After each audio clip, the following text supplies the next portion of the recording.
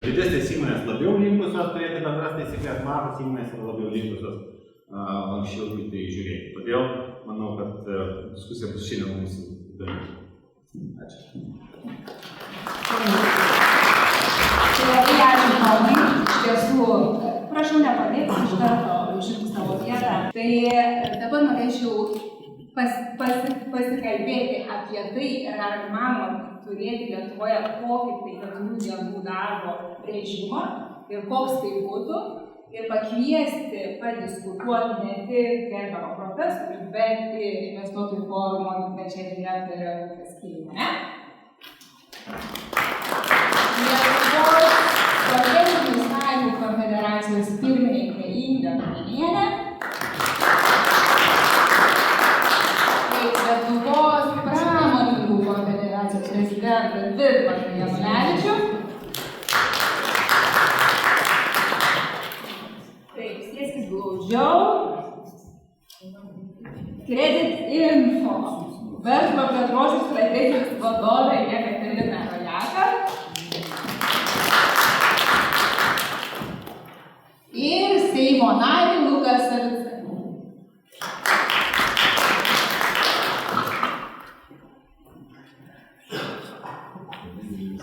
Tai pirmiausiai labai ačiū visiems, kad jūs sutikote dalyvauti diskusijoje, nes aš manau, kad iš tikrųjų viskas yra laiku ir tikriausiai visi Europą diskutuojame ir mes, nes tai yra svarbu. Bet jau Tomas minėjo keletą pavyzdžių, kaip yra Europoje ir visur kitur, tačiau vis tiek dar norisi pasižiūrėti, kokia yra statistika ir tą rodo tyrimai, ar ne? Eurofondo 2021 metų tyrimas rodo, kad 70% dirbančiųjų apklaustų, kurie dirbo 35-40 valandų, iš esmės yra patenkinti savo darbo laiku. Iš jų net 45% pasakė, kad tik 45% pasakė, kad jie norėtų mažiau dirbti, bet net 43% pasakė, jiem tinka dabar jų darbo laiko reguliavimo režimą. 14% yra tik žmonių, kurie dirba daugiau negu 48 valandas. Taip pat Europos stebi tokias tendencijas, kad tos senosios valstybės narės, ką minėjo gerbiamas profesorius, turi tokį reguliavimą, kuris yra palankesnis žmogui. Iš esmės yra trumpesnės darbo valandos ir ilgesnės atostogos. Pas mus yra truputėlį atvirkščiai. Mes turime limituotas tas atostogas ir ilgesnės darbo valandas. Tai aš norėčiau pradėti, gerbiamas profesoriau, nuo jūsų.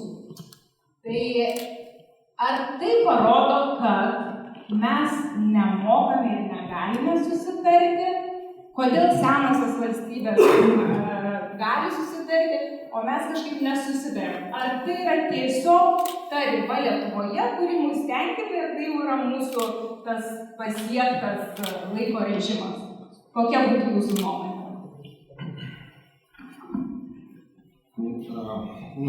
Tikrai, šis klausimas daugiau toks, sakykime, filosofinis negu teisinis. Mano nuomonė galbūt būtų ta, kad darbo laiko reguliavimas niekad nebuvo labai, sakykime, svarbus arba jautrus dalykas dėl kelių priežasčių. Pirma priežastis buvo tai, kad mano supratimu ilgą laiką Lietuvoje galiojo tam tikros sovietinės tradicijos, kaip einama į darbą, kaip iš jo išeinama, kokios yra pamainos ir netgi tikrinant ir dabartinius dokumentus ir matant dokumentus, didžioji dalis, aš galvoju, įmonių įstaigų laikosi to jau turimo darbo laiko apskaitos modelio. Ir galimybė, noras suabejoti, ar taip reikia dirbti, ar kitaip, jisai nėra tikrai didelis. Dėl to inovacijų prasme čia šiek tiek mes atsiliekame. Ir ko gero, tai taip pat irgi nebuvo ilgą laiką socialinių partnerių susitarimo arba diskusijų objektas. Tuo tarpu aš manyčiau, kad turbūt ne valstybė arba įstatymas turėtų inovacijas diegti. Inovacijos diegiasi turbūt praktinėme lygmenyje ir socialinių partnerių susitarimuose. Todėl aš manau, kad socialinių partnerių susitarimų neišnaudotos galimybės yra viena iš tų priežasčių. Ačiū labai. Taip, suprantu, ką jūs kaip teisininkas ir kaip filosofas sakote, bet iš esmės, ką mes stebime, kad darbo laikas jisai nėra tik susijęs su asmens ar ne gerovė, jisai turi didesnį poveikį. Vienas iš tų poveikių yra ir pati aplinka, ir gamybos produktyvumas ir panašiai. Tai jeigu pasižiūrėtume į Didžiąją Britaniją, kur nuo 1970 metų yra stebimas produktyvumo augimas ir iš esmės darbo laiko mažėjimas, tai lyg ir būtų galima daryti išvadą, kad trumpėjant darbo laikui vis tik tai produktyvumas darbuotojų auga, ne? Bet vėlgi Didžioji Britanija yra viena iš tų valstybių, kuri yra gerai gyvenanti ir joje yra labai didelis vartojimas, judėjimas ir panašiai. Tai poveikis aplinkai yra milžiniškas. Ir dabar aš žiūriu Rūtą, nes Rūta Skyrienė yra iš tikrųjų viena iš lyderių, atnešusi į Lietuvą socialinės atsakomybės idėją kartu su Jungtinių tautų vystymosi programa ir iki šiol išlieka ta lyderė. Ir kaip jūs galvojate, nes tyrimai rodo, kad net 1% sumažinus ar ne darbo laiką, iš esmės mes turime situaciją tokią, kad mažėja poveikis aplinkai. 0,3% berods emisija mažėja. Tai kaip jūs manote, ar jūsų atstovaujamos įmonės, kurios iš tiesų yra investuotojai, didelės įmonės, ar jos būtų pasirengusios tartis, ką minėjo gerbiamas profesorius, dėl trumpesnio darbo laiko ar trumpesnės darbo savaitės? Ačiū už tokį gražų pristatymą, kad socialinė atsakomybė niekur nedingsta, bet šiaip atvirai pasakius, mes nediskutavom šią temą ir kol kas tokių klausimų nekyla ir nežinau, ar kas nors klausia mūsų, bet mes nieko nekalbam apie tai. Bet kažkiek ruošdamasi šiam temai, truputį vienos kitos įmonės paklausiu, globalių įmonių. Tai tokio didelio susižavėjimo nepajutau. Irgi tą patį sako, mes kaip ir nediskutavom apie tai dar. Bet tada kyla labai daug klausimų. Pradedant to pačiu, ar 32 apmokamos bus valandos, ar 40 valandų bus apmokama. Pavyzdžių yra visokių. Aišku, iš darbuotojų pusės kaip ir, jie sutiktų turbūt natūralu, kad visi nori dirbti mažiau. Bet yra tokių pozicijų, kurios negali būti mažiau. Arba, tarkim, paslaugas tas, kurias įmonė teikia, globaliai teikia visam pasauliu, kitose šalyse nėra tokių darbo dienų savaičių tokių. Ir tada, visi iš karto pradeda galvoti, kaip būtų. Tai aš manau, čia ne tik, kad diskutuoti reikia, ar įvedam ar neįvedam, bet reikia galvoti ir kaip įvedam. Tarkim, man atrodo, vienas iš tų gerų pavyzdžių yra dabar jau Belgijoje apie 100 metų darboje. Bet ten yra kalbama apie tą patį darbo laiko, skaičių, 40 dienų. Ir ten yra valandų, ir ten yra žmogus pats pasideda. Jis paprašo, aš taip supratau, bet kiek aš radau tos informacijos. Tai jis pats paprašo darbdavio, kad aš noriu dirbti 4 dienas ir jam tas suteikiama. Bet vėlgi, tai kurios pozicijos bus tokios, kuriom tu negalėsi. Nes ta visai kitos darbo pobūdis ar aptarnavimo sferos dar kur nors. Tai va tokio dar labai daug tų klausimų, kad galėtumėm tikrai pasakyti, einam, darom, tariamės. Plus, gal valstybė galėtų sakyti, tom įmonėm, kurios pasirinko, jeigu valstybė nori šitą 4 darbo dienų savaitę, mes leidžiame ten ir ten daryti laisviau. Gal tai paskatinti, ne? Visa motyvacija kažkokia turi atsirasti. Bet šiaip aš nemanau, kad verslas pritartų, kad tai būtų nustatyta kaip įstatymas. Susitarimai, galbūt su profesiniam sąjungom, šakiniai, kolektyviniai, kokie nors, bet paskatinimui tu turi tą padaryti kažkokį stumtelėjimą. Darykit, bet jūs gaunat už tai. Nes dabar, nepasitikim mes politikai. Nepykite, bet taip yra. Pažiūrėkit, jūs iššokstate su reguliavimais, pažiūrėkit, kiek mes turim vaikadienių, tėvadienių, mamadienių. Žinokit, ateinantis investuotojai, kaip man pradeda skaičiuoti, tai truputį išsigąsta, nes atrodo, kad pas mus daugiau nedirbam, negu dirbam. Nors jie patys nori būti tie socialiai atsakingi ir jie nori suteikti tas papildomas dienas ar papildomas nedarbo valandas, bet kada valstybė nustato jau tokius, labai aukštus tos reikalavimus, ta socialinė atsakomybė jinai ištirpsta, jos jau tiesiog per brangiai kainuoja.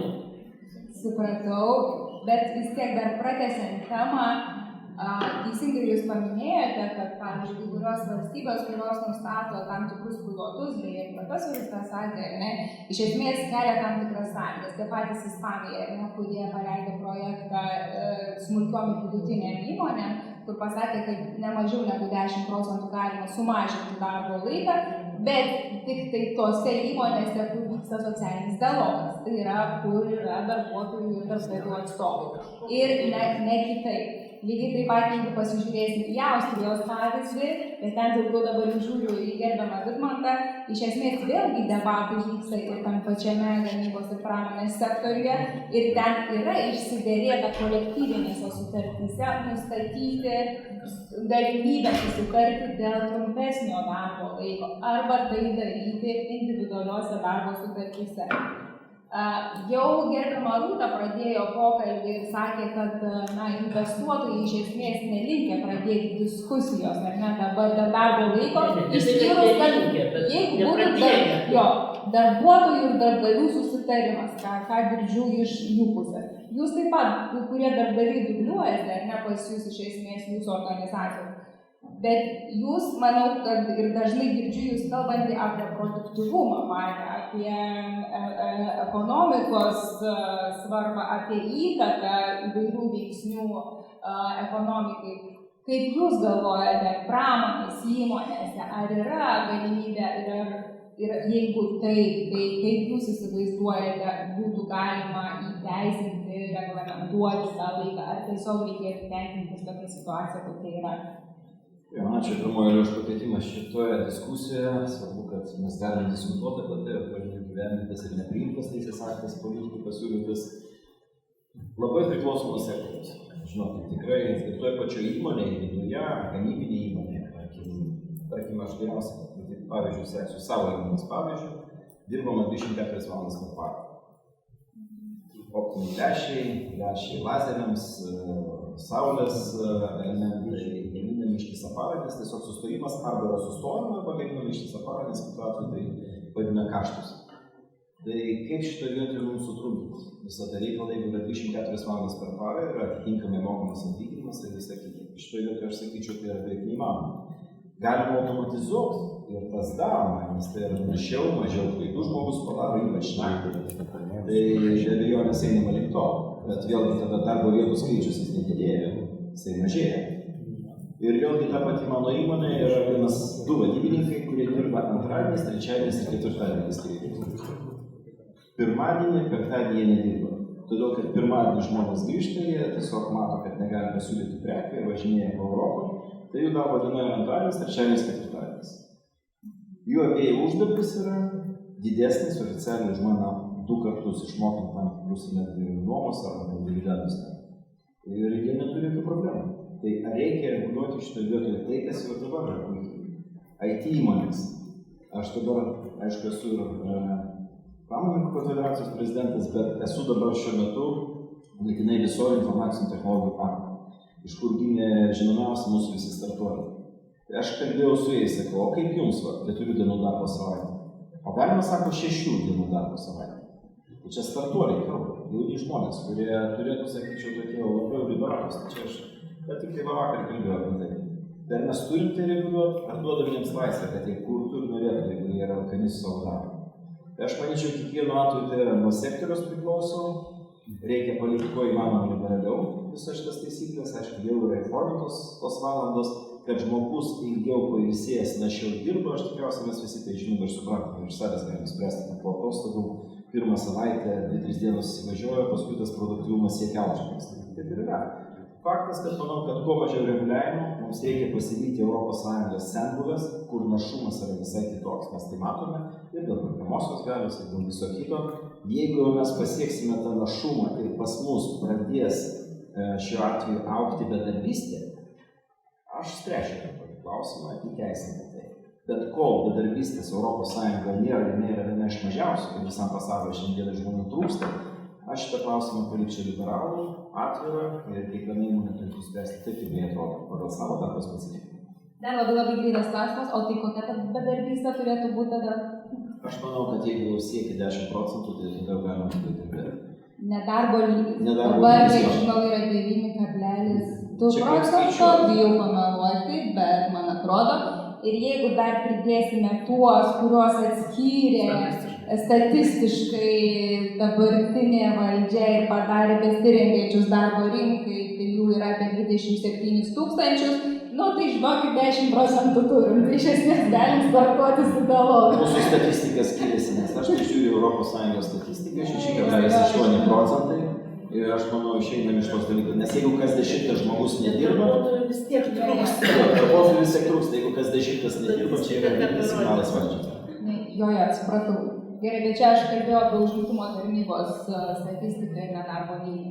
Tai dabar žiūrime toliau ir iš tikrųjų, kiek teko paskaitinėti įvairias studijas, tai matosi, kad vis tik tai tie darbuotojai, bent jau išvados tyrimų veda link to, kad tie darbuotojai, kurie dirbo trumpiau, jie iš esmės yra labiau motyvuoti ir labiau įsitraukiantys į darbą.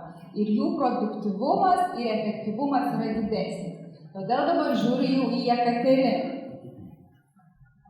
Nes iš esmės darbo valandų sutrumpinimas, jis bent jau pagal empirinius tos visus tyrimus rodo, kad taip, sutrumpinus tuos darbus, kurie yra orientuoti į laiką patį, kur yra labai aiškiai nurodyta, apie kiek laiko turi būti tam tikra užduotis atlikta, ten yra ženkliai didesnis produktyvumas ir darbuotojų įsitraukimas, motyvacija ir efektyvumas.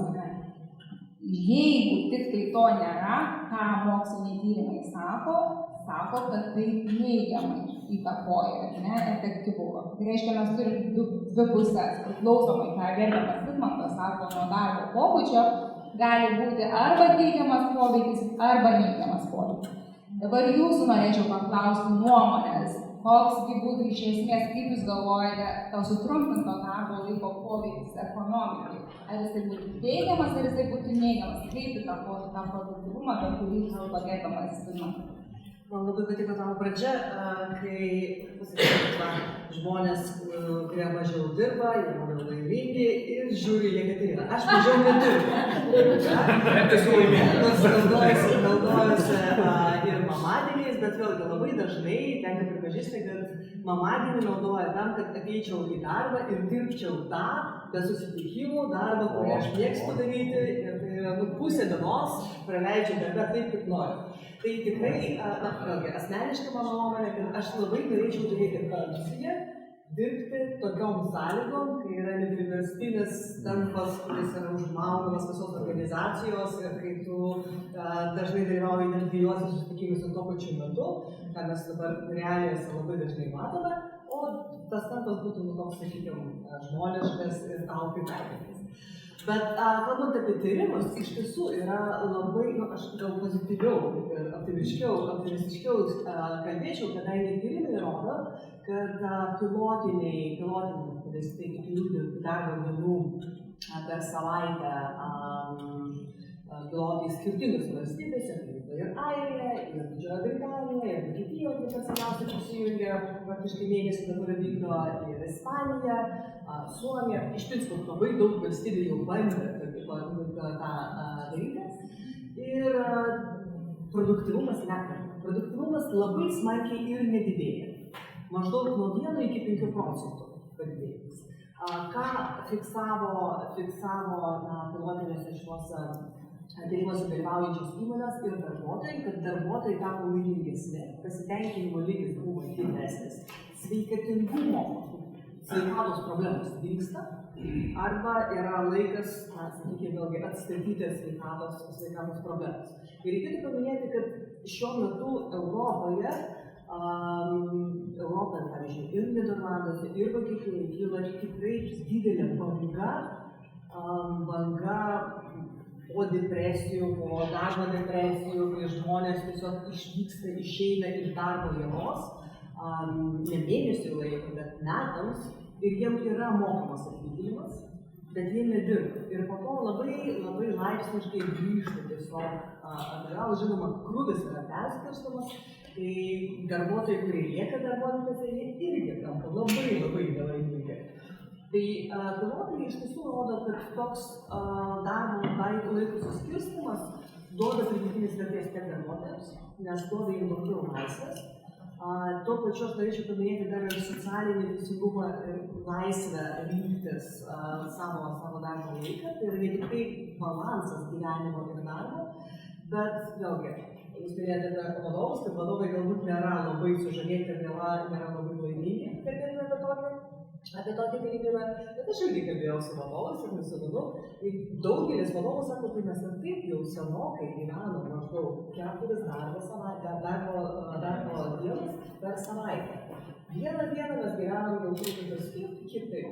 Tai reiškia, kad mes neturim tos socialinės lygybės, iš principo, kad vadovai galbūt ir nereikėtų galvoti 100% prasme, galbūt ir nereikėtų įteisinti. Bet tyrimai rodo, kad patenkinti darbuotojai gerą rezultatą. Ir labai dažnai įmonės, kurios tęsdavo ir pilotai pasibaigus, tęsdavo dirbti tom ir rinkdavosi dirbti tom pačiom sąlygom, jie palikdavo sąlygą, kad produktyvumas turėtų būti bent jau 100% ir ne mažiau 100%. Ir tokiom sąlygom tai yra išskirtinė galimybė ir įmonė pritraukti naujų darbuotojų. Ir mes žinome, kad yra ir Lietuvoje pavyzdžių. Mes neturėjome pilotinio tokio, kuris apimtų daugelį įmonių. Bet yra keletas įmonių, arba tarp, norėčiau paminėti tikriausiai pavadinimą šilumos tinklai, kurių tai yra vienas iš pasirinkimų, na, sakykime, konkuruoti ne tik tai darbo užmokesčio, bet ir geresnėm darbo sąlygom. Nes daugelis darbuotojų, kurie buvo viliuojami didesnių darbo užmokesčių, tiesiog pasirinkdavo likti įmonei, kadangi dabartinė laisvė rinktis, jiem yra brangesnė ir didesnė negu tam tikras garantuotas prieaugis darbo užmokesčius. Tai šiuo atžvilgiu aš visai tikrai neatmečiau tokios galimybės ir aš manau, kad Lietuvoje bent jau pradininkai šitos schemos galėtų labai laimėti darbo rinkai, ypač tie, kuriem sunkiau šiandien tenka rinktis darbo jėgą ir kitos darbuotojus. Tai ačiū. Aš prisiminiau vienas lyderių jau buvo, tokia Jiesi, kur jie dabar. Jie ten irgi dar 4 dienas dirbo, bankrutavo.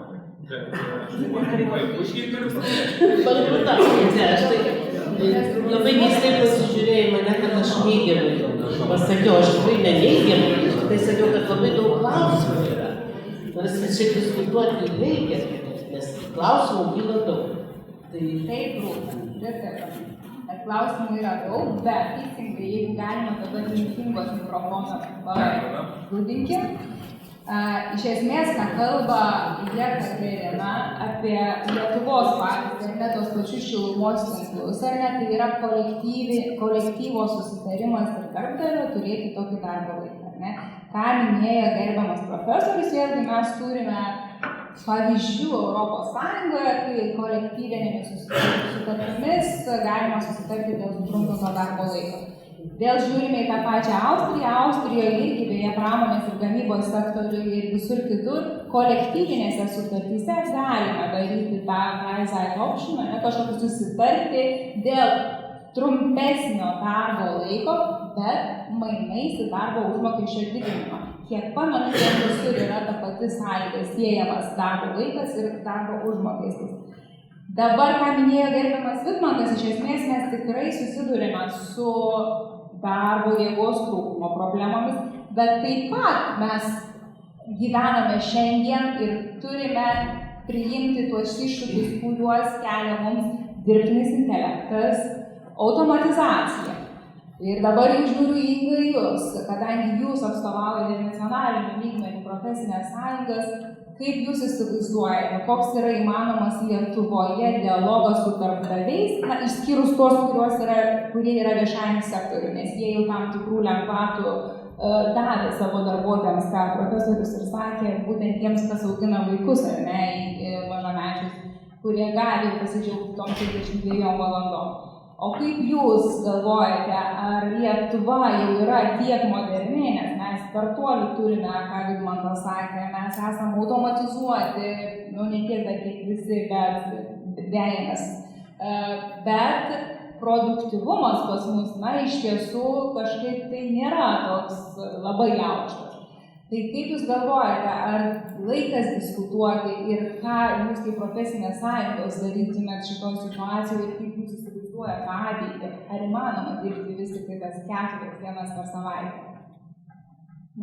Mes kaip konfederacija dar prieš 5 metus išėjom su šitą idėją, kai niekas dar apie tai nekalbėjo ir tada sakėm, kad jau dabar laikas ne tik diskutuoti, bet imtis veiksmų.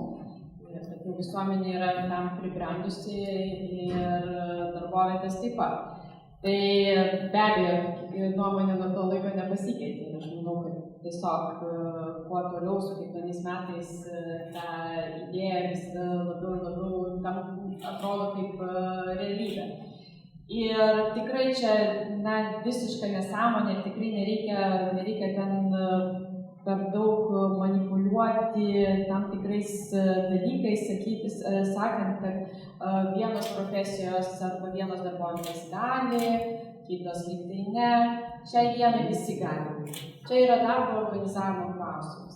Čia yra darbdavio investicijos į darbuotoją klausimas. Ir jeigu mes kalbame apie tai, kad mūsų iš esmės iš tikrųjų, tai šiandien, ką girdžiu ir mūsų tas diskusijas, tai man toks susidaro jausmas, kad daugiau mes ieškome priežasčių, kodėl nedaryti, negu daryti. Nes jeigu mes visi sutartume ir sakom, kad mes turim eiti prie šito klausimo, tai man atrodo, mūsų diskusija turi krypti, o kaip padaryti, o neieškoti dar 1001 priežastį, kodėl nereikia to daryti. Nes kol kas girdime apie tai. Ir Eglė, taip, skandinavai šis darbo kodekso neturi. Pas jos viskas sudėta į kolektyvinius susitarimus ir mes apie tai kalbame jau daugelį metų. Ir mes sakome, kad mes už tai, kad kalbėtis, už tai, kad tartis ir už tai, kad eiti daugiau susitarimo keliu. Bet dėja, metai iš metų mes matome, kad prieiname prie tam tikrų jautrių klausimų, tokių kaip darbo užmokestis, darbo laikas, poilsio laikas. Kartais, kaip Rūta sako, reikia to postūmio ir niekaip neišjudėsim. Galim sutarti, kad dar galim kalbėti 10 metų, ir sugrįžti vėl prie to paties klausimo. Galim sutarti, kad vis dėlto tam tikro postūmio reikia, kad prasidėtų pokyčiai. Kaip įvyko iš esmės pandemijos metu su nuotoliniu darbu, aš jau dabar niekas net nenori prisipažinti, kaip tada buvo didžiulės diskusijas, ypatingai iš gamybininkų, kurie sakė, neįmanoma, tik IT specialistai gali dirbti nuotoliu. Visi kiti, o jau valstybinės institucijos, o jau ten dar kitos įmonės, tikrai ne. Žiūrėkit, šiandien mums jau darbas nuotoliu tapo kaip ir norma, jau mes nesibaiminam, kad dirbam galbūt 3 ar 1+2 nuotoliu ir viskas su to gerai ir tie darbai pasidaro ir niekas niekur nedingsta. Ir jeigu mes kalbam apie sutrumpintą laiką, apie 4 dienų darbą savaitę, aš manau, kad vis dėlto ką reikia palikti susitarti darbuotojui ir darbdaviui, tai modelį. Ar tai turėtų būti viena diena laisva, ar tai turėtų būti kiekvieną dieną sutrumpintas tiesiog darbo laikas, tai va čia turėtų būti laisvė susitarti iš tikrųjų kiekvienoje darbovietėje tarp darbdavio ir darbuotojo. Bet šitas modelis reiškia, kad mes dirbame trumpiau, bet už tą patį atlyginimą. Kitu atveju nėra prasmės iš vis diskutuoti. Nes jeigu mes sakome, kad mes dirbame mažesnės valandas už mažesnį atlyginimą, tai šiandien darbo kodeksas tai leidžia daryti. tada diskusijos visiškai nėra. Galim nustatyti tiesiog tokį darbo režimą už mažesnį atlyginimą ir dirbti. Mes sakome apie tai, kol mes diskutuojame apie savo demografinę padėtį, kol mes sakome, kad visuomenė senėja ne tik Lietuvoje, bet ir Europoje, kažkodėl tai mes renkame žingsnius ir įsivežti darbuotojų pigios darbo jėgos iš trečiųjų šalių, bet mes nekalbame apie savo darbuotojų sveikatos gerinimą ir išlaikymą iki to paties pensijinio amžiaus. Mes nekalbame apie tai, ką daryti su tais darbuotojais, kurie pasiekė 55 metus ir jau nebegali dirbti savo darbą dėl prarastos sveikatos. Tai kol mes diskutuosime tik tai viena linkme ir nematysime situacijos plačiau ir nematysim visumos, tai turbūt be postūmio dar prognozuoju, po 100 metų turbūt mūsų anūkai susitikę irgi tą patį diskutuos, taip pat darbdaviai sakys, kad bus katastrofa, visi verslai užsidarys ir bankrutuos ir nieko čia jokių pokyčių negalim padaryti. Nors iš tikrųjų tas pats buvo ir su 8 valandų darbo dieną. Ir žiūrėkit, dirbam 8 valandas ir dėl to niekas nemirė ir verslai dirba, taip ir dirba. Ačiū. Tai norėjau dar trumpai sureplikuoti Vidmantas, aš supratau, ir tada pereisim prie Luko. Aš tikrai pradėsiu nuo to, ko labai gerbama kolegė, nuo statinės ekonomikos. Kuo toliau, tuo daugiau darbininkų vyresnių žmonių. Ir tai yra statistika šiandien. Tiesiog darbuotojų trūksta. Nenoriu nieko įžeisti, bet net ir pas save įmonėje daugiau aš pradedu žiūrėti vyresnių žmonės ir pasakysiu kodėl. Mūsų vaikai ir mano vaikai yra išlepinti žaidimų siekio pasiekti labai greit rezultatą. Deja, gamyboje, kurią aš atstovauju, to dalyko dažniausiai nebūna ir reikia laikyti. Ir dabar suskirstėm kategorijomis žmonės, kad jeigu projektas yra ilgiau negu 1 metų trukmės, jaunesnė negu 40 metų žmogaus nestato, nes tiesiog nėra kantrybės pabaigti ir padaryti. Deja, tai yra tikrai realybė, tai nesmūgis ta realybė šiandienai. Ir atsigrėžiam kuo toliau, tuo daugiau vyresnių žmonės, nes jų nuoseklumas, jų asmeninė patirtis yra iš tikrųjų daug atvejų ilguose projektuose padeda. Dabar grįžtant prie vėlgi, kad visus darbus galima daryti nuotoliu. Kaip pakloti plyteles nuotoliu? Kaip dabar pastatyti tiltą nuotoliu? Galbūt kažkada ir ateis tokie dalykai, kai valdysime iš namų, kraną ir visą kitą. Tai bet jūs sakot, kad visus darbus galima padaryti nuotoliu. Tai vėlgi šitoje vietoje noriu pasakyti, tikrai tai yra neįmanoma šiandien dienai, yra sektoriai, kuriuose galima daryti. Ir ką tada kalbėti apie Japoniją ir Kiniją? Kinija yra 6 darbų savaitę, jų efektyvumas yra žymiai didesnis. Jie leisi, jie jau aplinkia daugelį atvejų daugelį iš mūsų šalių.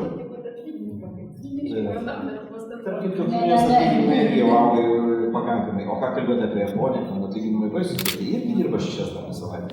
Taigi čia kiekvienu atveju, aš manau, kuo mažiau reguliavimo, tuo yra laisviau, to žmonės pasirinko, mums reikia vytis ir Ameriką, ir visas kitas Azijos šalis. Aš dar nenorėčiau truputėlį sutikti, nes kiek žinau, Japonijoje dirbama trumpiau ir būtent jie dėl to įsivedė dėl streso darbe ir daug mirčių, savižudybių darbe, trumpesnė darbo savaitė. Tai man atrodo, kad Japonijos bent jau yra tokia, dėl Kinijos nesiginčiju, tai tikriausiai taip ten yra.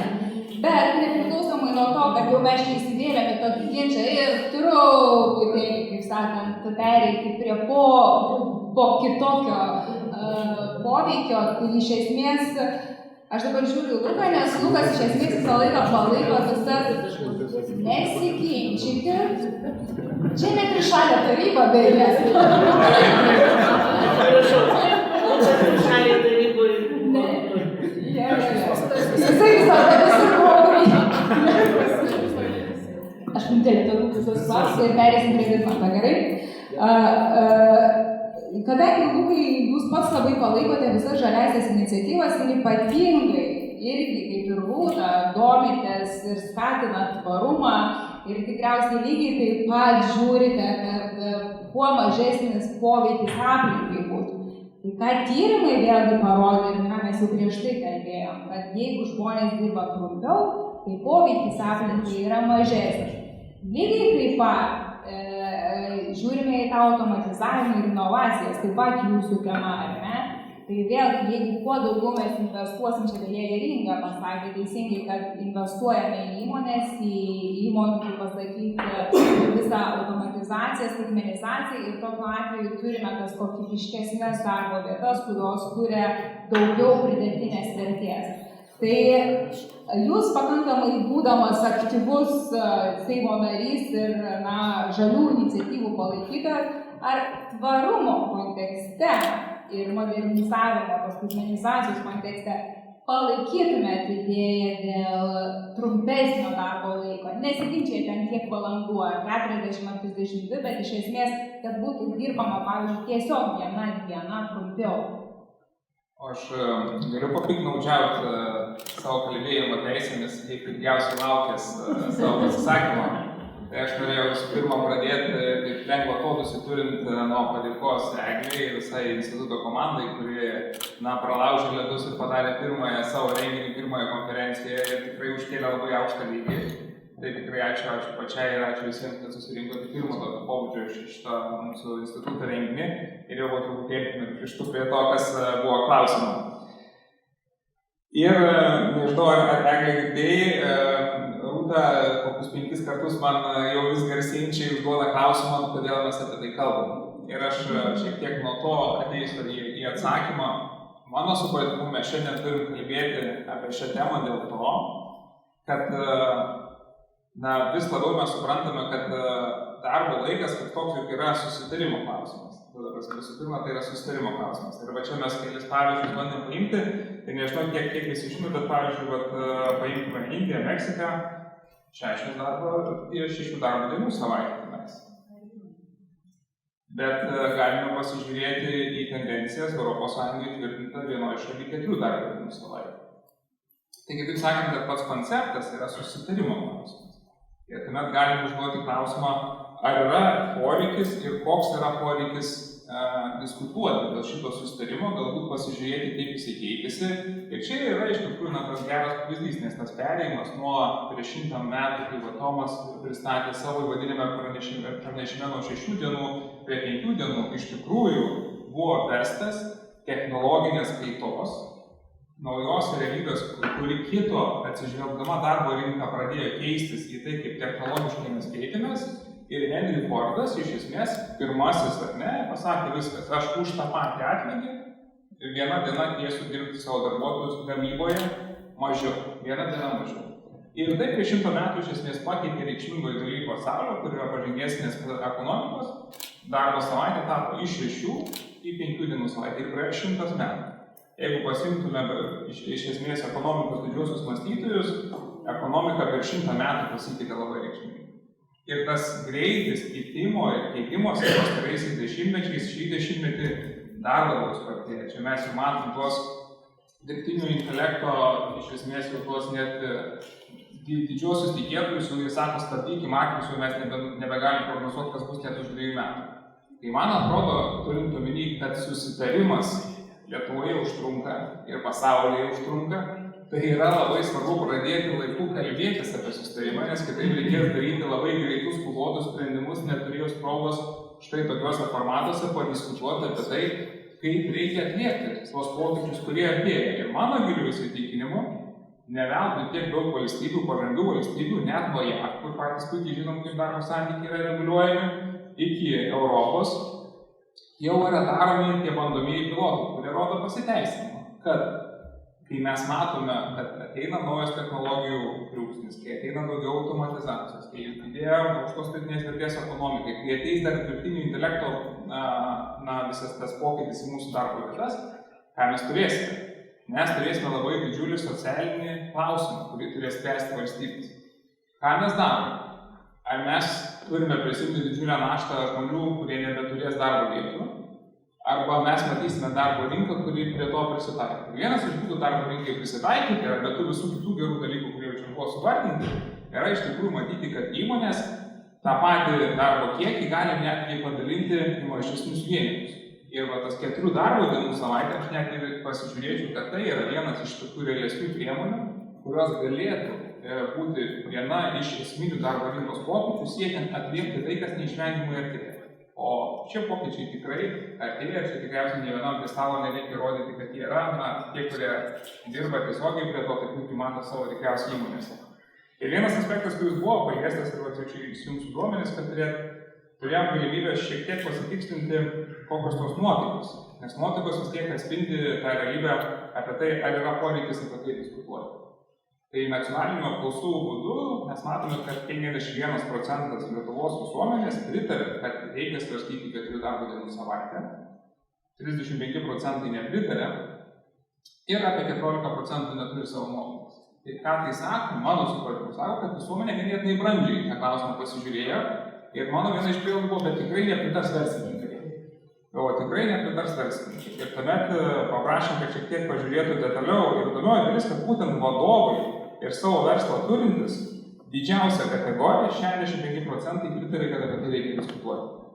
Ir man čia iš tikrųjų pačiam pasidarė daug ramiau, nes aš suprantu, kad tai reiškia, kad vadovai žiūri į priekį. Vis tiek vadovų užduotis žiūrėti, kaip mano verslas išgyvens ateinant 5 metus, 10 metų, kaip man reikės adaptuotis.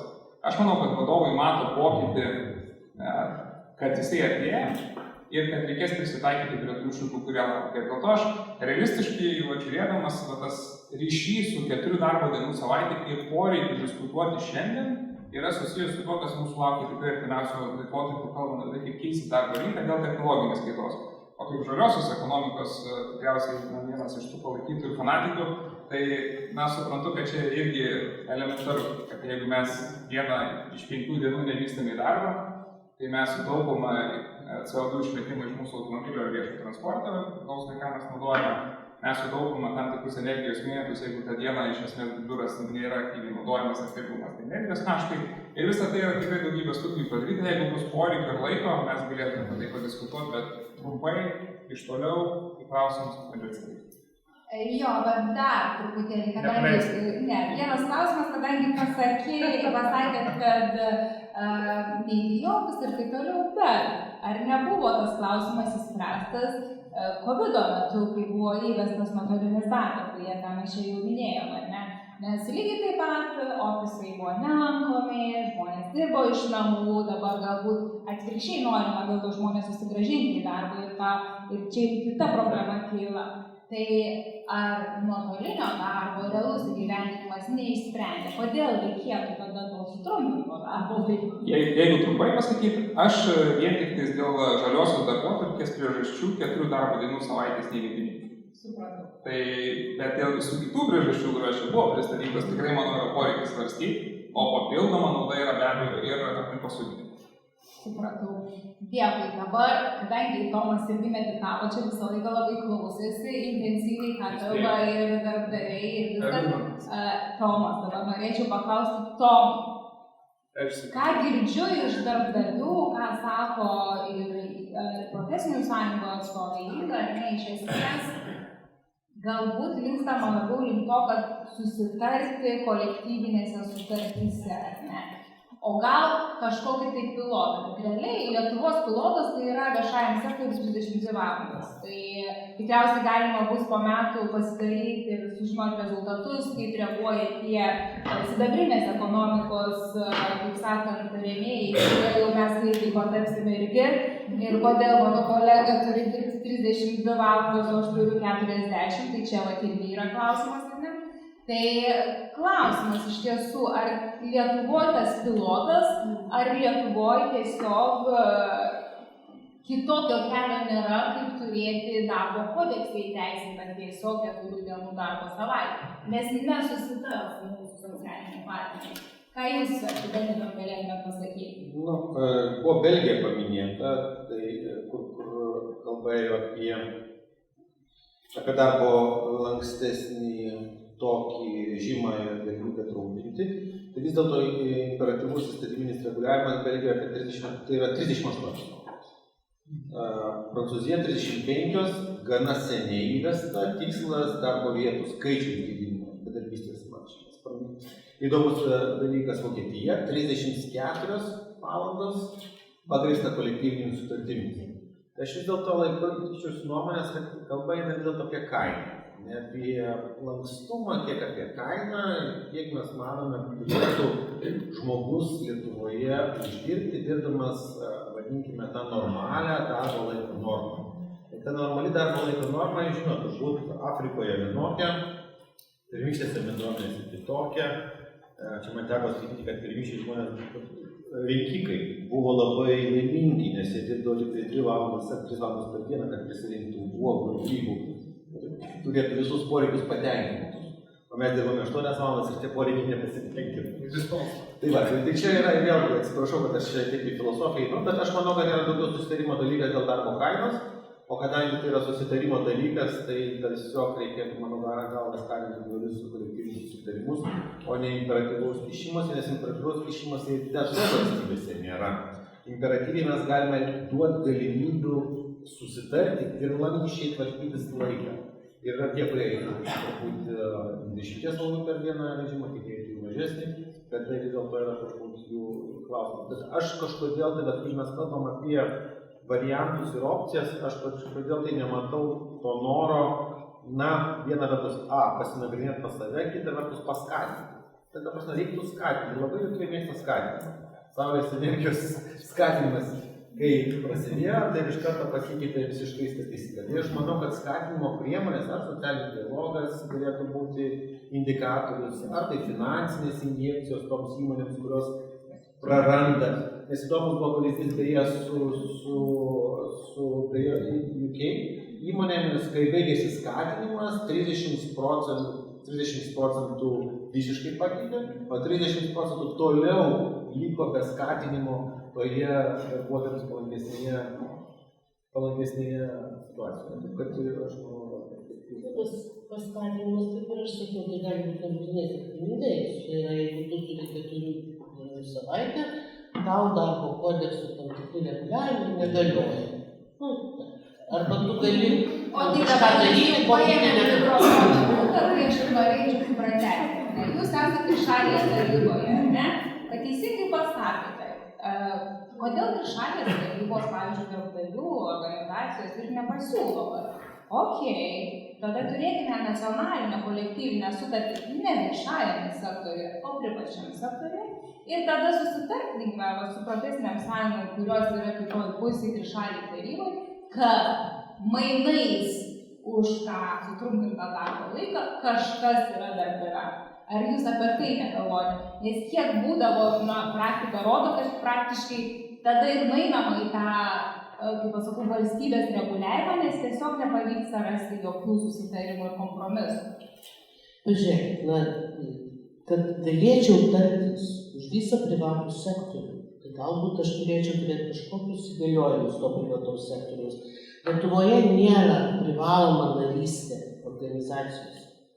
Ir dabar, kas aš esu, kad aš pasakysiu, bet tai privačiam 4 dienas. Ir įmonės, kurios nedalyvauja jokiuose, sakysiu, kas jūs įgalioja. Tai aš tokio bendro, kaip ir bijočiau. Tai, kad galim atsirasti, kad ir darbo kodekse įrašas, kad galima susitarti. Galbūt. Padėtų. Nes aš nežinau, kas galėtų inicijuoti. Pavyzdžiui, mūsų asociacija, mes tikrai nestovaujam tiek to privataus verslo, kad aš galėčiau įdėti parašą, aš už juos, kurie pas mus narystę moka, tai aš taip kaip ir galėčiau gauti galiojimus, o kitus, ar ne? Mes negalime už visus. Gerai, aš tada labai trumpai perduodu Vidmantui ir tada duosiu jau atsakyti Ingai, Lukui ir dar Jekaterina. Aš labai nesturėsiu pabėgti. Žinau, kada jūs. Šiandien vizituoja Matas prezidentas, tai turėsiu. Aš tiesiog noriu pasakyti apie tą trišalę tarybą. Tos diskusijos karštos, bet pastaruoju metu jūs buvo karštesnis, tai jūs dalis iš jūsų dalyvavo vyriausybėje. Dabar turbūt tiesiau, susikiriam dabar dėl atlyginimo pakėlimus, dėl NPD, viskas yra pirmas sutarimas per pastarosius 7 metus. Dėl dujų susitarėm, dėl daugelio kitų dalykų susitarėm, bet ir ką aš matau šitoje vietoje, kad reikėtų tęsti. Mes jau kalbam apie tai, kad įvesime pagal pasaulinę darbdavių organizacijos rekomendaciją našumo formulę į mūsų atlyginimo kėlimą. Mes jau nebediskutuosime daugiau, ką kalbėjome visą laiką. Tai bus, mes tikrai siūlome pririšti prie našumo ir turėti tokius dalykus, kad mūsų diskusijos būtų labai draugiškos, paprastos ir tai eitų automatu, kylant kartu su bendruoju vidaus produktu ir kitu.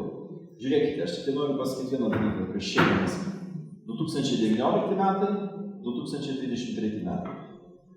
2019 metai mes turime 55 milijardus mūsų bendro vidaus produkto doleriais, 2023 metai mes turime 78, pagal pasaulio duomenų statistika. Mūsų augimas yra vienas iš didžiausių. Europoje mes daugiausiai augom, 35% užaugo mūsų BVP. Ką tai reiškia? Tai yra papildomi 23 milijardai. Tai ir kodėl aš tai sakau dabar, ne? Todėl, kad savo laiku, iš tikrųjų tikrai galiu pagirti, Katarina ir jūs šitoje vietoje, buvo įlieti 6 milijardai per COVID-ą, aišku, dabartinė vyriausybė jos tęsė, šitie 6 milijardai grįžo, nedarinkom 2,8%. Iš 6 milijardų, bet 23 milijardai paaugo visų mūsų pyragas, atlyginimai auga pastarosius 20 metų greičiausiai. Kas ta šalis Europos Sąjunga ir Lietuva. Dabar bedarbystė vis tiek yra, sakyčiau, labai geros rėmos ir mums visą laiką trūksta tų darbuotojų. Nesugadinkim tikrai perdėtom iniciatyvom, o jeigu tikrai tokia iniciatyva atsiras, palikim ją laisvą, jeigu matysime, kad bedarbystė auga, tada ir kalbėsime apie tai. Nevaržykime, nes yra daug šalių, kurios yra tikrai žymiai laisvesnės ir jos žymiai daugiau yra pasiekusios. Toje pačioje Amerikoje tikriausiai daugelis čia žino, kas yra ir kaip būna, bet ta prasme ten santykiai yra labai liberalūs. Darbuotojas gali išeiti tą pačią dieną padėjęs ir darbdavys gali atleisti šitoje vietoje. Konkurencija didžiulė, aišku, įtampa darbe didžiulė, tikriausiai niekas iš mūsų pabuvęs Amerikoje ir padirbėjęs nenorėtų ten grįžti, nes mes gyvenam tokiam socialiniam rojuje Europos Sąjungoje, lyginant su Azija, lyginant su Amerika. Taigi aš manau, jeigu turime kilimą, laikykimės to, ką turime geriausiai. Tai ačiū visiems tada už tą diskusiją ir aš jums leidžiu tada pradėsiu. Ačiū labai, linkėjimai Europos prezidentui. Taip, Inga, kadangi jau mačiau pačios reakciją, tai net klausimą nebelabai noriu ir užduoti. Tai gal tiesiog sureaguoti. Aš noriu pasakyti, kad darbo kodekse, kiek atsimenu, formuojami yra trišalės tarybos nariai, tai yra profesinės sąjungos ir darbdavių atstovai, ne, ir vyriausybė. Tai jeigu mūsų trišalės nariai, darbdavių atstovai neturi tam tikrų įgaliojimų, nei dalyvauti socialiniam dialoge, nei dalyvauti dėrybose, mano klausimas, ką jūs veikia trišaliai tarybai. Šitą niekad negaliu suprasti, kokios jūsų yra funkcijos tada. Tai tada matyti logikos turi vakar, tarp kitko, vyriausybė pasiūlė nuostabų sprendimą įvesti dar vieną kriterijų trišalės tarybos nariam, tai yra 3 šakos kolektyvinės sutartys. Ir aš manau, kad tai yra puikiai skatinimo priemonė eiti į tą tikrąjį socialinį dialogą, nes dabar toks jausmas, kad mes turim tokius, kaip ir apsimestinės arba uždėtas kaukes, kuomet patogus klausimai staiga mes norime dalyvauti diskusijose, kai nepatogus klausimai staiga jau nebeturim įgaliojimų. Ir tas, matyti, kol tas tęsis, tai kolektyvinių sutarčių Lietuvoje nebus. Ir supraskime vieną kartą, kad tarimosi kultūra yra labai labai svarbi.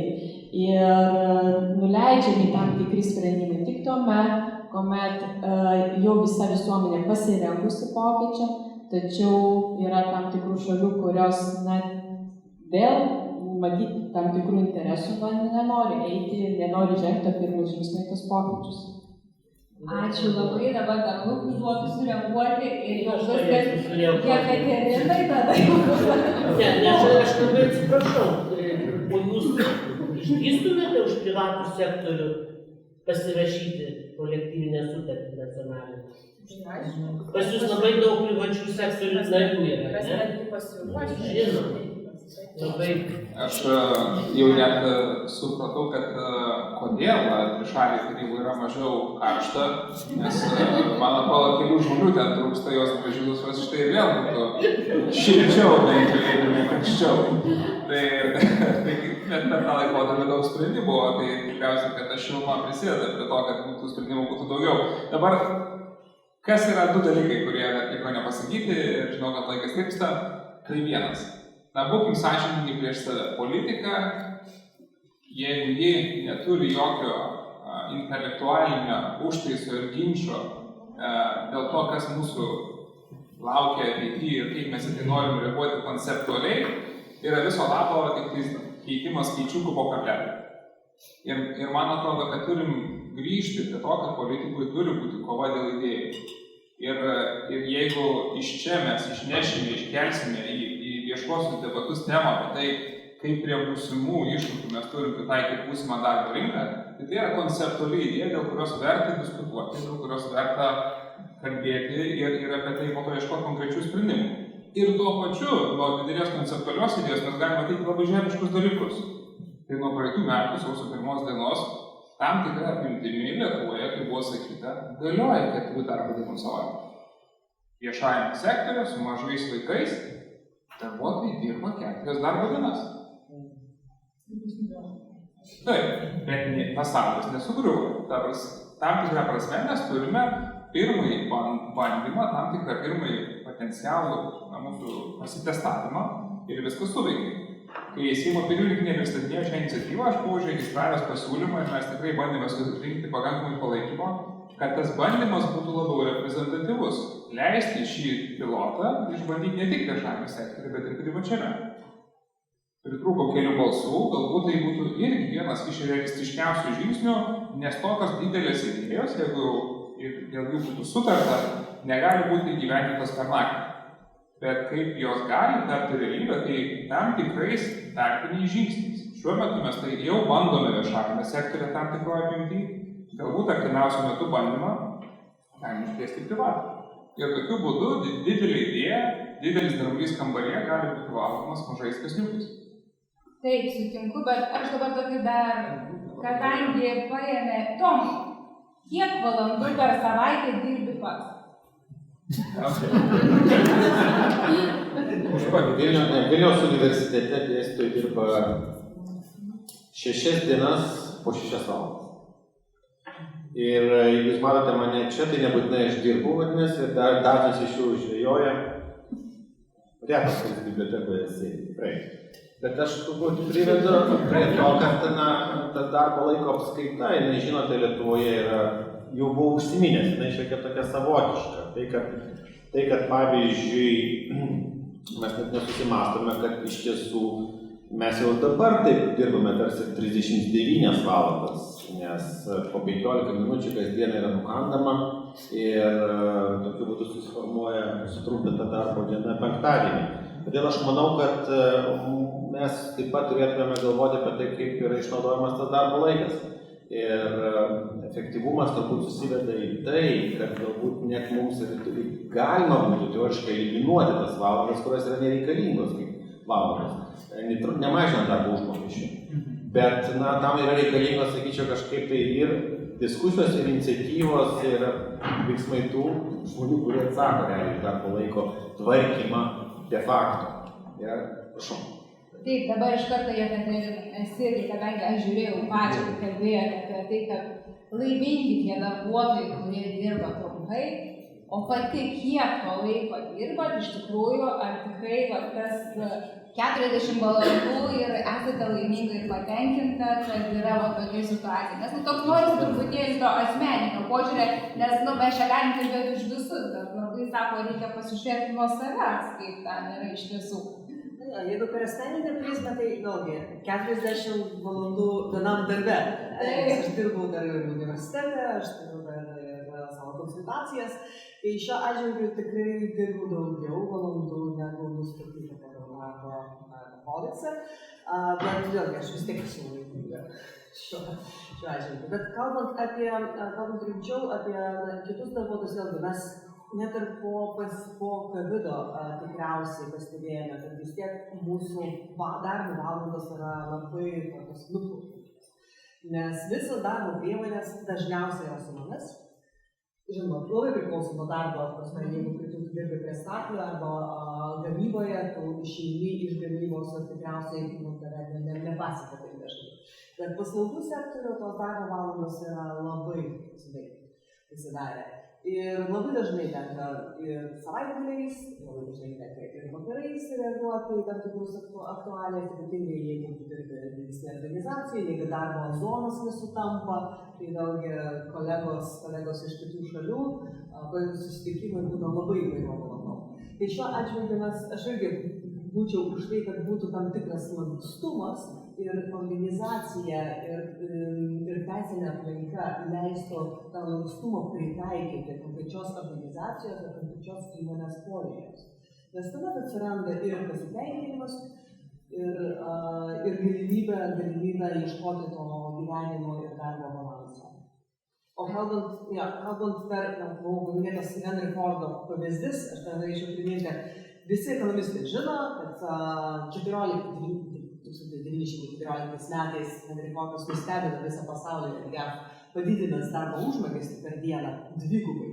Bet daugelis ekonomistų net ir nežino, su kokiom sąlygom tai buvo siekta.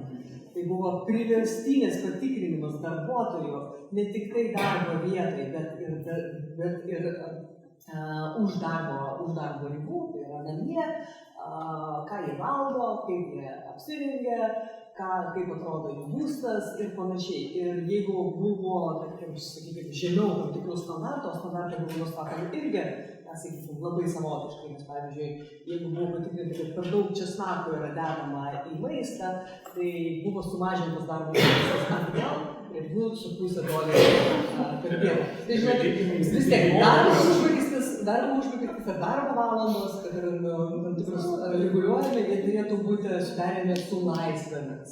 Ir tai yra tikriausiai svarbiausia. Taip, Rūta, dar ir paskutinis sakinys iš pačios. Aš čia sureagavau į Jungos moralą, kad aš taip aš čia sėdžiu trišalėje taryboje ir deruosi, tai neturiu įgaliojimų. Tai aš jas turiu iš savo narių, bet ne iš visų verslų. Tai žiūrėkit, ką aš čia pradėjau nuo pradžios. Daug klausimų, kad niekas dar nežino, apie ką mes kalbam. 4 savaičių. O kokie? O kaip? O tai? Ar mokėti? Ar nemokėti? Ar skaičiuoti? Ir daugam kyla klausimų. Kitas dalykas, situacija nėra paprasta. Iš tikrųjų, darbuotojų, ypač kvalifikuotų darbuotojų, labai trūksta. Ir čia sakyti, kad mes mieliau renkamės atsivežti iš užsienio, tai nėra visai taip. Ta prasme, galbūt pigesnius ir tikslas toks, kad pigiau atsivežti, bet tose aukštesnės pridėtinės vertės įmonėse jie atsiveža iš viso pasaulio žmonės. Ir pirma dėl to, kad trūksta, antra dėl to, kad tų kvalifikacijų gal neranda Lietuvoje. Tai aš manau, tiesiog kalbėkimės, diskutuokim ir surasim jos sprendimus. Ačiū ir Inga. Dar keletą žodžių jūsų, kadangi jau Rūta dabar teisingai gražiai pasakė, kad kaip jinai turi savo organizacijų įgaliojimus, galima kalbėtis ir tartis. Iš jūsų girdžiu, kad jau jūs prieš 5 metus iniciatyvos tokios rodė, o jūsų pačios pavyzdžių vėlgi, tai kiek ten tų valandų per savaitę tenka dirbti, kad turėti tokį rezultatą ir atstovauti visas profesinės sąjungas. Profesinės sąjungos iš tikrųjų mes kaip profesinės sąjungos tai turime nuostabius darbus, nes mes turime lankstumą. Ir tai yra tikrai didelė tokia gėrybė mūsų darbovietėse, kai mes galim reguliuotis ir planuotis daug laisviau negu iš tikrųjų eilinis darbuotojas Lietuvoje. Ir šiandien mes labai apie daug ką kalbėjome, bet nepalietėm ir aš tikiuosi, kita diskusija bus išvystysit labiau, tai bet ir norėčiau tokią nuorodą kitą diskusiją padaryti. Mes kalbam daug apie darbo laiko režimą, bet mes nekalbam apie realią darbo normą, apie darbo krūvius. Juk kiekvienos darbovietės yra skirtingos, kiekvienos pareigybės yra skirtingos ir vienom galbūt net ir užteks ir 20 valandų per savaitę dirbti, o kiti darbuotojai dirba tokiais nežmoniškais ir nepakeliamais krūviais, kuomet praranda sveikatą jau 40 metų.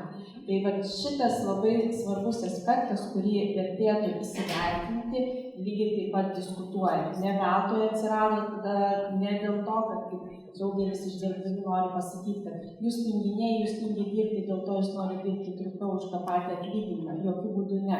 Mes matome, kad intensyvėja krūvis, pokyčiai yra be galo dideli, investicijų tiek į aukštesnio technologijas, tiek į darbuotojų kvalifikaciją ir mokymus yra nepakankama, dėl to produktyvumas yra žemas ir kitų metodų sumažinti darbo krūvį kol kas nėra, tai turime ieškoti tam tikrų modelių ir principų, kaip išlaikyti darbuotojus kuo ilgiau darbo rinkoje. Ačiū. Na ir Lukai, last but not least, kaip sakant, tai prašau, kiek pats dirbi ir iš tiesų savo pavyzdžių galėtum pasakyti, kad aš tai 4 dienas skaičiu. Taip. Jo čia jau blogų pavyzdžių temoje dirbti 4 dienas per savaitę, tai tikriausiai, kad pats nesu geriausias pavyzdys ir palaiko savo per daug neskaičiuoju ir savaitgalį ir vakarai ir visą kitą, ir ką Jekaterina sakė, tikrai darbas toks, kad kai reikia tada ir dirbi. Bet man atrodo, mes susitikom ne tik per save pasižiūrėti, bet pasižiūrėti, kas mūsų laukia. Tai aš šiandien labai džiaugiuosi vienu, kad diskusijos pradžioje Rūta sakė, kodėl mes apie tai turim diskutuoti, o diskusijos pabaigoje mes jau visi kartu diskutuojame apie tai. Tai jeigu kalbėt, koks buvo tikslas, tai tikslas pasiektas, nes mes šiandien jau kalbam apie 4 darbo dienų savaitę. Kuo baigsis šis kalbėjimas, kokių konkrečių sprendimų kada, tai dar mes pamatysim. Bet šiandien buvo ta pradžia, kuri man atrodo buvo labai reikalinga, nes manau, kad tai yra svarbi diskusija. Ir aš tikiuosi, kad neįversis į kažkokius konkrečius sprendimus, dėl kurių po to jau galėsime, kaip sakiau, po kablelio tos dalykus jau aptarinėti visai kitos informacijos. Tai ačiū visiems. Ačiū labai Tomai už jūsų pristatymą. Ačiū visiems. Inga, Rūta, Jekaterina, Lukai, Birmantai ir Maltos prezidentas už tai, kad skyrėt laiko, radot jo, atėjot, nes manau, kad jeigu kalbam, tai tikrai yra visiems svarbu. Ir tai, kad jūs atėjot, rodo, kad tai svarbu. Ir kad jūs čia esate, tai reiškia, galima ir daryti pokytį. Tai irgi svarbu. Tai ačiū jums visiems, neužlaikau, nes netrukus bus mūsų kita diskusija. Ačiū labai.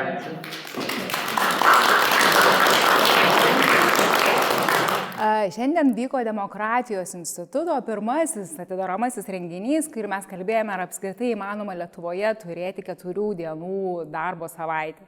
Nediskutavome, ar tai būtų 32 ar 40 valandų, tiesiog diskusijų pradžia ir ar verta apie tai kalbėti. Tai aš labai džiaugiuosi, kad tiek darbdavių atstovai, tiek profesinių sąjungų, tiek darbo teisės ekspertai, tiek ekonomistai išsakė savo nuomonės ir mes tikrai visi sutarėme, kad galime kalbėtis, kad tai būtų daug geriau, jeigu kalbėtus pačios šalis, tai yra darbuotojų ir darbdavių atstovai, kad iš esmės sutrumpintas darbo laikas reiškia, kad mes turime daugiau laiko savo gyvenimui, mes galime greičiau ir kokybiškiau atlikti darbą, kad gali augti produktyvumas ir kad iš esmės žmonės dirba efektyviau ir didesnė yra motyvacija. Plus įvertinome ir tai, kad aplinkai poveikis gali būti teigiamas dėl to, kad tiesiog žmonės nevažinės į ofisus ir mažiau vartos.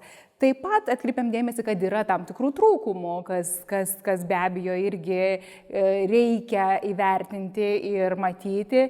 Ir tai yra lygiai tas pats galbūt stresas darbe dėl padidinto darbo krūvio. Ir tai yra tai, kad iš esmės įmonės pelningumai gali mažėti, o tai gali atsiliepti ir darbuotojų darbo užmokesčiui. Yra klausimų, bet labai džiaugiuosi, kad šiandien tą temą palėtėm ir tuo pačiu palėtėm labai svarbę visoms moterims temą. Tai yra, kad mes neliktumėm namuose su vaikais, neapmokamam darbe, turėdamos tą trumpesnę darbo savaitę, o kad sąžiningai dalintume tą naštą su savo vyrais.